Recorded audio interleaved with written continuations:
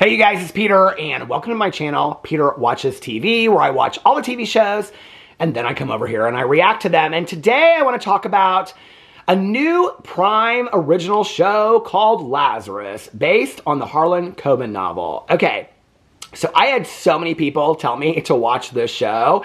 I'm not really sure. I finished it last night. I'm not really sure what I think about this show. Usually, like, the next day after I finish a show, I'm like, oh my god, that was so good. Like, I want more of it. Or I'm kind of like, yeah, it was just okay. Or I'm like, that was stupid. Or I'm like, is there gonna be a season 2? I don't really know what I think about this. I've actually watched quite a few of the Harlan Coben movies.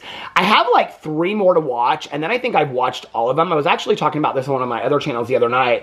I have them all pulled up here. Hold on a second. The Harlan Coben novels, or the Harlan Coben shows. I think I've watched all of them but 2.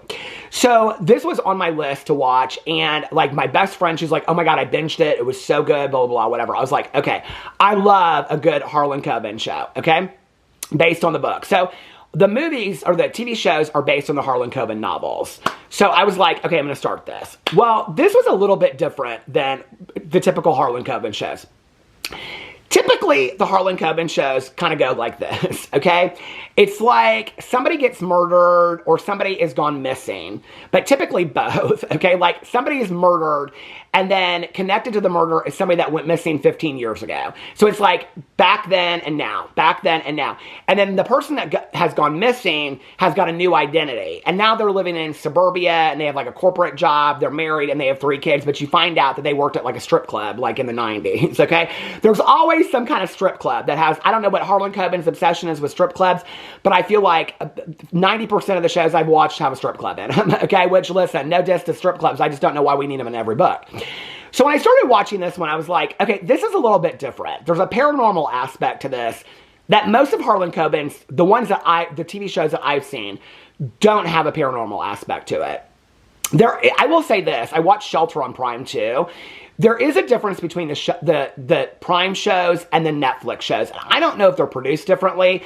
I will say the Prime shows are higher quality than the Netflix shows. The Netflix shows, to me, seem very much like a made-for-TV kind of like movie from like the early 2000s. The Prime shows, the Harlan Coben Prime shows, which I think are just Shelter and now Lazarus, are very, very well done from a production point of view. So if you're looking for a better one, and I loved Shelter. I thought Shelter was really, really good. So I started watching this, and it's about the psychiatrist, and his name is Joel. I thought it was John. I thought it was Joe. It's Joel Lazarus, okay? Now, I didn't really figure it out until the 2nd episode that the Lazarus connection is like raising the dead, all right? I get it now. But anyway, so he is a forensic psychiatrist that works in this hospital, and he's working with a serial killer. And the guy comes to him, and he's like real mean, and he's like, I talked to God, and God told me that he's going to punish you for me. And he's like, okay, whatever. And then as soon as he leaves, he finds out that his dad has passed away and he's taken his own life. So he's kind of like connecting it, but not really. And then Joel Lazarus starts, who you find out, okay, that it's he, and he has a sister, and his father, before his father died. He had a twin sister, and his twin sister passed away. And I don't want to spoil the whole show for everybody, because I know the show just came out. It came out like 3 weeks ago. A lot of people haven't watched it, so I'm not going to spoil the whole thing. But he had a twin sister that was murdered when he was 18. So the whole family has like been traumatized by this murder that happened when they were 18 years old. And it was his twin sister. And the whole thing happened that they went to this school dance, and he stayed behind at the school dance when he told his dad that he would watch his sister come home. And he didn't watch his sister come home, so then when he comes home, he finds his sister murdered in her bedroom. The case has never been solved. So after his dad dies, he goes back to his dad's office, which his dad is a psychiatrist, and I don't know how he has his office. His office is like 2 stories, full library. I mean, it looks like this amazing library that you would see in like some like academia. I mean, it's like, it's unbelievable. And so he goes there, and he's like just wanting to be in his dad's presence. And so he like, his dad has this globe bar where you open it. Do you guys remember those from back in the day? And so he's having a drink, and he kind of like falls asleep for a second. When he wakes up, this woman walks in, and she's like, oh, like talking to him, like she thinks that he's his dad and she's there for a session. And he's trying to explain to her, like, I'm not my dad. And so he, like, over time puts it together that, like, his dad comes and talks to him. So through the whole, the show is 6 episodes. It's just a real quick watch if you want to watch it. I didn't think it was horrible. The only thing I didn't like about it, and I'm not going to ruin it for you, is that it leaves it kind of on a cliffhanger. Not really, like, it's conclusive. You find out, like, who killed the twin sister, or you find out who killed everybody else. You find out who the murderer was and all that kind of stuff. But it leaves kind of on a cliffhanger where it leaves it open for a second season. And I just don't love shows like that.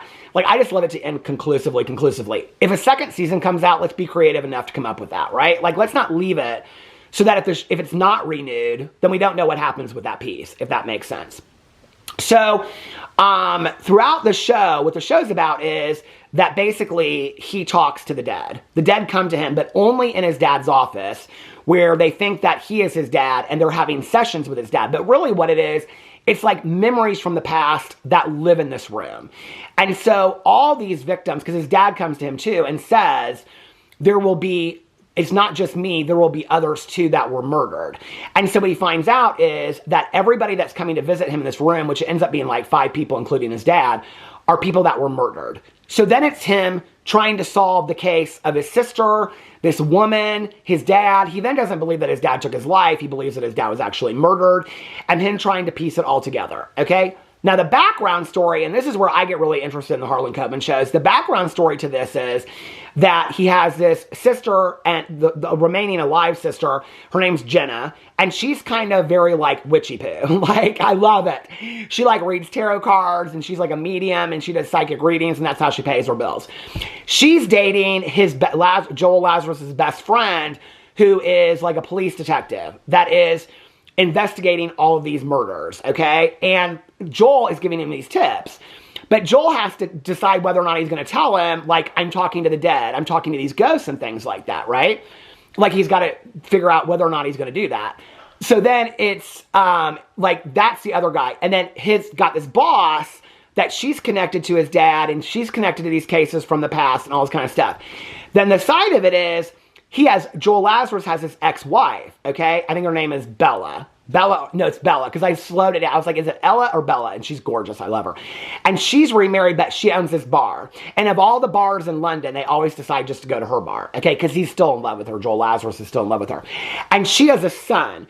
And the son is like 15, and his name is Aiden. And he's a big part of the show. And he's real fascinated with, like, his mom's life when she was married to Lazarus. You figure out real early, like, it doesn't take a brain science to figure out that he thinks that Joel Lazarus is his dad, possibly, okay? And that's why he's sitting around there a lot, hanging out with them. So you figure that out pretty early. But that's the background story, is like the relationships and how they were all affected by the sister that was murdered when they were 18. Him trying to connect all these murders together. The only thing I didn't love about it is, I am not real big into the paranormal. I'm just like, the ghosty stuff, like, I will say this, like, it was done well in this show, and it makes total sense, but, like, throughout the show, you couldn't tell, like, if it was really happening, and I think this was the purpose of the show. You couldn't really tell if it was really happening, and it was really paranormal, and he was talking to ghosts, or you couldn't tell if it was, like, because he had had this traumatic breakdown, like a mental health breakdown, when his sister was murdered. So they keep on thinking, like, his sister and his best friend keep on saying, like, you're not really talking to ghosts, you're having a breakdown. So you don't really know, except that the ghosts are giving him a lot of information that he wouldn't know unless he was talking to the ghosts, if that makes sense, right? So there is a lot of information that he has by talking to the ghosts. So I will say this, like, the paranormal works in the aspect of the show. It just was weird for me because I've never watched a Harlan Coben movie where he does the paranormal in there. So I don't know if this was the first time he's ever used paranormal in one of his books or not. It worked. I just didn't love it. I would have loved it more if the paranormal aspect hadn't been in there and somehow he had figured out these cases just by looking in the files or something like that. I don't know, it would have been a little bit more interesting to me. And in all honesty, the son part, like, could this kid be his son? Could it not be his son? Like, I know that that's a vital part to the show when I say this. Like, people are going to be like, it's a huge part of the show. I understand that. But for me, it was a distraction from the show. Like, they could have just left it out. I'm sure in the book it was a huge part, but it was a distraction for me in the show. To be honest with you, I wasn't really that invested in that storyline. So anyway, I don't want to ruin the rest of it for you because I do think it's worth a watch. Like if you watch the other Harlan Coben ones, I would say that I think it ranks towards the top. I definitely wouldn't say it was the best. The Innocent for me is the best. But I would say it's probably third or fourth out of all the Harlan Coben shows that are out there. It was good. It just, for me, if you like paranormal stuff, you'll love it.